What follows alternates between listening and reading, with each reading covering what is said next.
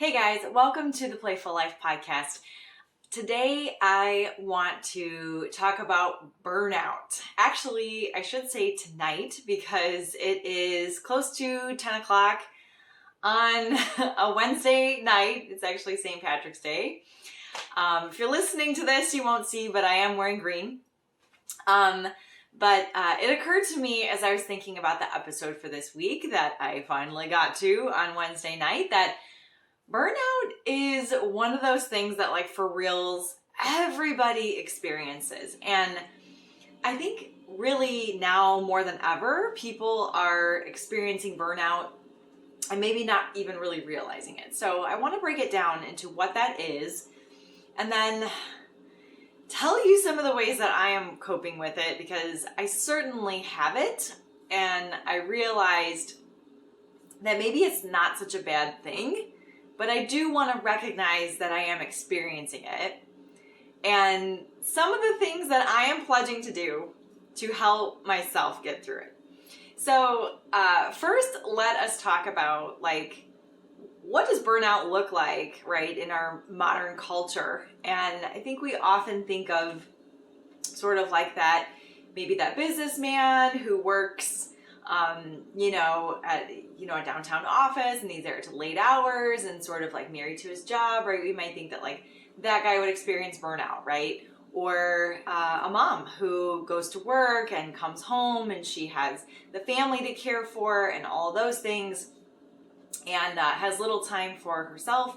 I mean, that is obviously burnout too. I mean, those are very good examples of what burnout is. But I think on like a daily basis, even if we're not like super crazy with our schedules, which I know a lot of us are, like oddly enough, the nature of how I film this podcast right on my phone is often the source of that burnout for us, right? I was reminiscing with someone the other day about how we used to get a phone list, right, with all of our friends, or I'd have like a notebook, right, and like people would write down their phone numbers, and if you wanted to talk to somebody, you called their house, right? And if they weren't home, like maybe they had a voicemail system or a machine, right, that would answer the messages, and you'd leave a message, and you'd be like, well, okay, they weren't home, I left them a message, they'll call me back, right? They'll call me back tomorrow, they'll call me back when they get home, whatever, they know I called. Well, I feel like we are so busy. Like, first of all, let's talk about how nobody even ever listens to voicemails anymore. Like, that is such a real thing. Like, I feel like when I leave voicemails for people, they're just going into some like limbo place. And so many people have like that voicemail box is full thing because like nobody ever checks their voicemails anymore, right? We want like, give me 2 lines, send me a text what you want, send me a Facebook message, whatever that is. Like if I want to leave a voice message for somebody, I literally go to my Facebook Messenger and I leave a voicemail for them there. I hit the little microphone button and I do it there because I'm like, they're so much more likely to probably push play on that. Even that, I don't know if it's getting to them. So with all that aside, let's talk a little bit about our phones. I know you love it. You're probably listening or tuning into this podcast on your phone or your computer, most likely your portable computer, which is your phone.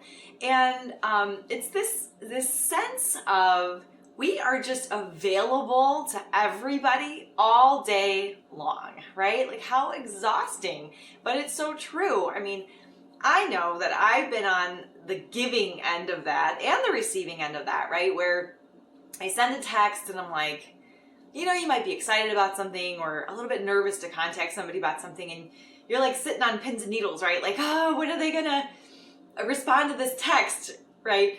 And I know I've been on the receiving end of that too, right? That somebody has sent me a text or a Facebook message, and maybe I opened it and read it and thought, oh yeah, I know how I need to respond to that, but we don't do it right away. And then we get that dreaded message, or when we talk to that person, they're like, didn't you get my message? Didn't you get my text? Why didn't you respond? Whatever. And we get that like, oh, like the little gut feeling, right, down in our gut, and we go, oh no, like I wanted to respond to you, I really did. But chances are that the second you opened your phone and saw you had a text from that person, 8 other things came up on your phone and you got totally lost in that. So that, guys, that is total burnout, right? That's like social burnout, when we have like nothing, no energy left to even go out and talk to people and have human interaction with people, because we are so overwhelmed with the human interaction of our cell phones and those text messages and those messages that like we are constantly coming in. I also laugh because I run some Facebook groups, right, where I do some health coaching and accountability. And so several times during the day, I like take a picture of myself drinking a shake, or a workout selfie, or a picture of my meal or something, right? And I'm like, oh, I'm going to go post this in the group before I forget.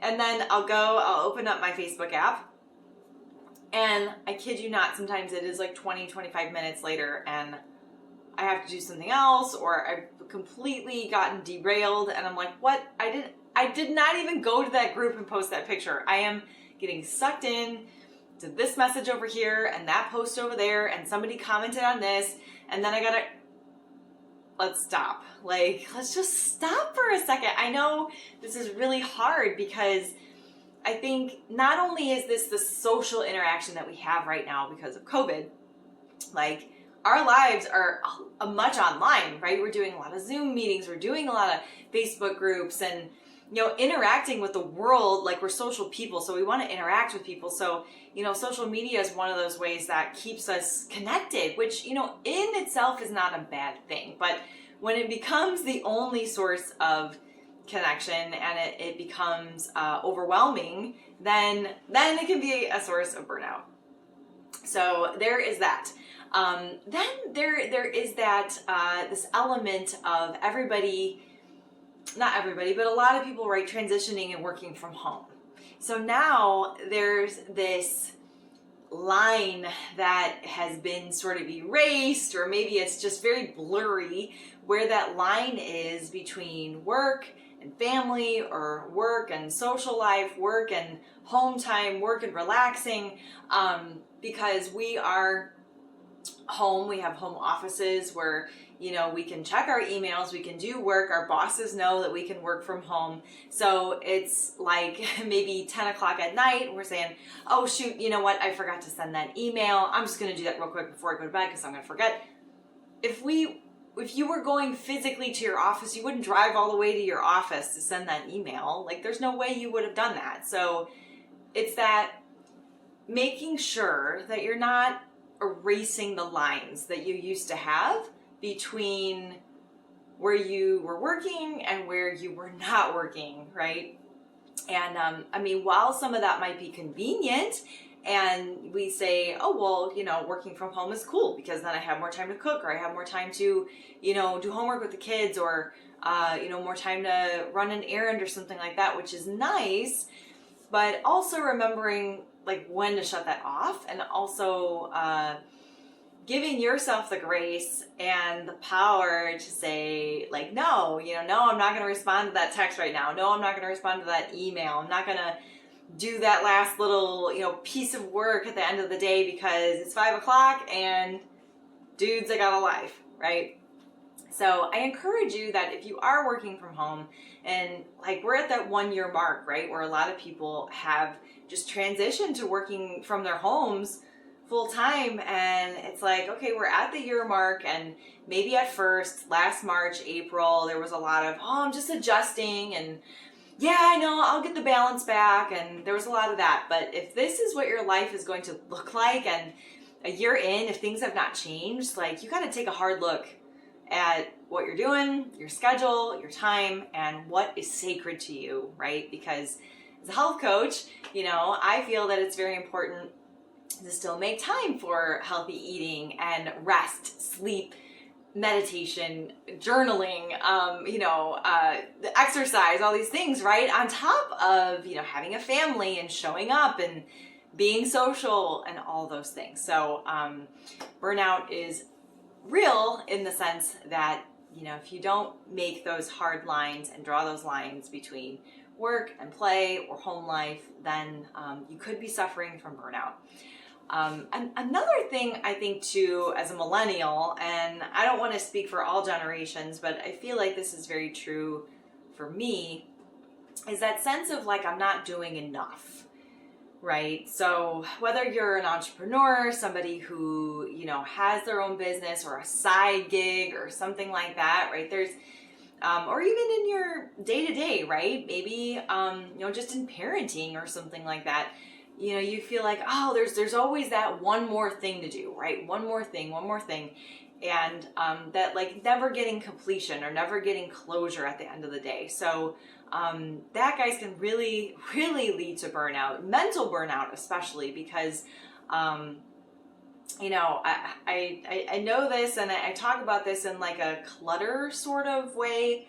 And I'm doing a spring cleaning program right now where we're encouraging people to get active and clean out some clutter and things like that. But I really think there is some merit to this.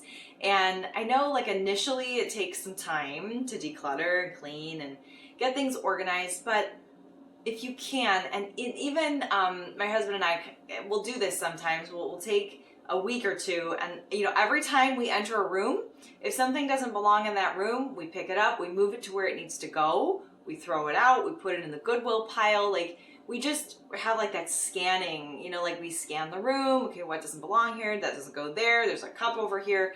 And it doesn't have to be all at once, right? It could just be sort of that slow process of, okay, this goes here, that doesn't go there, and so when we're feeling tired and overwhelmed at the end of the day, sometimes just looking and seeing a mess or seeing all the things that we didn't do during the day, right? Oh my God, there's a pile of laundry over there and the dishes are still in the sink and all of that. Like, we might not think about it consciously, but in our subconscious, that stuff affects us, right? It affects us on that level of, oh, there's that one more thing. There's that one more thing I didn't get to. And when you keep thinking in that way, that, guys, can lead to mental burnout, emotional burnout, and like can really wear on your spirit. So be aware of that, right? Take some time. Springtime is a great time to open up the windows, especially when it's like a little bit warmer outside, get some sunshine in, and just, look at the things around you that like you haven't touched in a year, especially if you've been spending a lot of time at home. Like, are there things in your house that you're like, I don't even know where we got that? We clearly don't use that.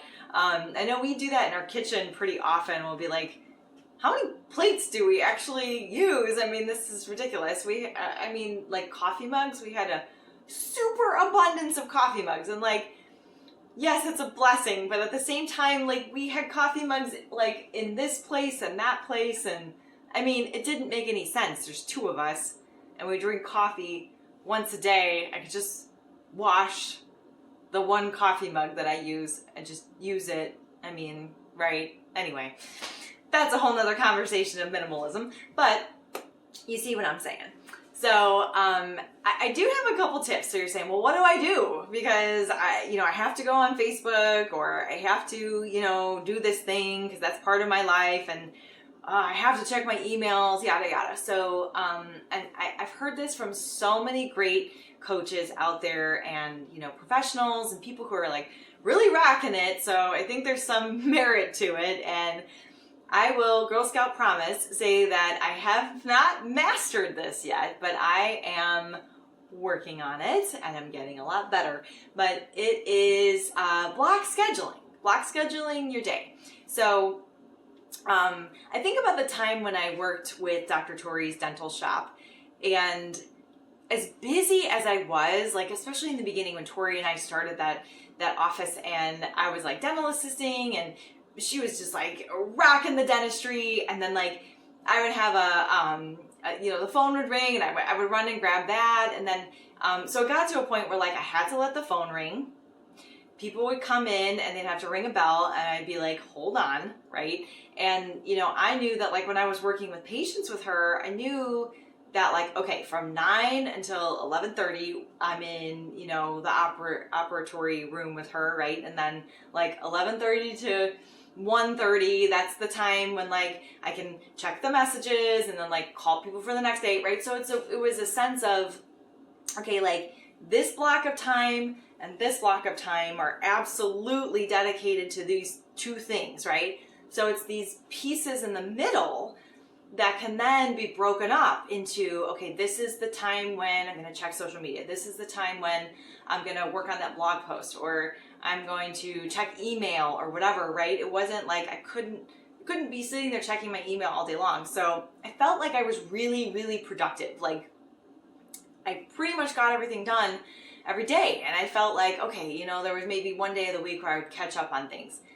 When I transitioned into working up front the whole time, so like I was basically just in the reception area, you know, managing the practice from that position. We had a dental assistant and all those things. I was like not nearly as productive because I was just I was doing everything all day. So, you know, I'd start by checking the emails and the voicemails, and then a call would come in, and then a person would walk in, and then a patient would need to check out, and then I need to call somebody for a payment, and then I have to call on insurance. And it was like just a constant burnout every single day. And I would like go home at night being like, oh my God, I can't, like that patient called and I can't even believe I didn't ever get back to them. And just like, they're like, oh, there was always that one more thing, right? There was always that one more thing at the end of the day that was like, oh man, this, that, right? And it was so like, there was no closure to the day because I didn't have it structured. And when I started health coaching and working from home and, you know, doing more of a virtual lifestyle with my clients, I found the exact same thing. It was chaos. I was like, I'm going to do this, and then I'm going to do that, and then I'm going to check that email, and then and then call this person, and then my phone was ringing, and it was driving me nuts, and it still drives me nuts, going to be honest. I haven't mastered it, like I said, but I am working on it, and I've got a nice calendar, a nice book that I keep everything in, and I have started to actually block my schedule, block my days, right? Where, you know, I know that I'm with clients at a certain time. I know that, like, you know, this is the time I check emails. And not to say that, like, I don't ever check my email again during the day, but not until it's scheduled, right? And so, it's okay. It's okay, I guess is what I'm saying. And I think the hardest thing for me is the cell phone because it's so, like, even if, like, I keep my cell phone on silent all day long. Like, I hardly ever even have the volume on. But I'm like, I don't know if that's helpful because then I'm constantly checking it, right? I'm constantly picking it up. Did I get a text? Picking it up. Did I get a message? Did I get a call? Did that person call me back? Right? But then I'm like, if I don't put it on silent, then it's constantly like ping, ding, zing, whatever, ringing. And then I can't get anything done that way. So I think perhaps I will be scheduling time to check my phone into my life, and or maybe I had a client, Sharon, a while back that said that only certain calls could come through. So there must be a way I could do that on my phone. So, like, you know, I could put my family on, you know, primary calls or something, right? And then, like, I put do not disturb on there, so all the other ones go to voicemail except for, like, you know, my family and people that, like, might actually need to call me. So I think there's a way to do that. So maybe you should look into that too, because if there's people that you're like, only this person can interrupt my day, everybody else take a number, right? Then maybe that's what you have to do. I don't know. I don't know if this is helping at all, but I felt like we just needed to talk about burnout a little bit because I don't know when you're tuning into this podcast, but we just had that whole spring ahead daylight saving time thing happen. And let's be real, it is kicking my butt. And I got up very early, 4:30 this morning, and was on the road by 5:30, and I was feeling it. I was like a zombie by 2 p.m. So I took a nap. That's why I'm able to record this podcast at 10:15 p.m. See? This is burnout. This is what it is. you're looking at it. But the one thing that I have been doing also, and I started doing this for some of my clients too, is having some meals prepared for us during the week. So I'm really, really excited about that portion of my business and being able to have that service for other people. I have a personal chef, Ulysses Gomez. Sorry if you're not local, you can't get in on this quite yet. I haven't nationalized this business yet, but I just wanted to, show you how amazing this food is. It smells so wonderful. I'm putting it in the fridge after I showed you that, but it's helpful to look at the things in your life that really stress you out. I don't even know, right? I mean, if it really stresses you out to drive places, grab an Uber, right? If it really stresses you out to cook healthy, order healthy meals. If it really stresses you out to schedule your day, maybe you need a virtual assistant, right? Somebody that can manage your schedule, because they'll be maybe just somebody with an outside perspective can look in and be nope, this needs to be when you answer calls, this needs to be when you do emails, whatever that is. If it's graphic design, if it's, video editing or something like that, right? There are so many things that you can find virtual assistants out there, people that you don't have to know. I mean, if you know someone and they need a job or they need a little helping hand or something, maybe you could get them to shovel your snow or cut your grass or whatever it is, whatever that thing is that you just totally despise and it stresses you out all day long or all summer long or all winter long or whatever it is, find a way to make that one thing a little bit easier, because sometimes just getting that one thing off your plate can just open up your headspace and your energy for so many other things. And I talk about that sort of willpower is not an infinite resource for us, right? It's finite. We only have so much decision-making ability. They've done studies on this, right? That our brain can only make so many decisions in a day. So laying out your clothes in the morning or the night before, right? Or, even if you want to work out in the morning, having your clothes ready to go, or I totally will sleep in my workout clothes. Sometimes if I'm I don't want to think about it, I don't want to get dressed, I just want to, boom, wake up and go. Sometimes you got to do that, right?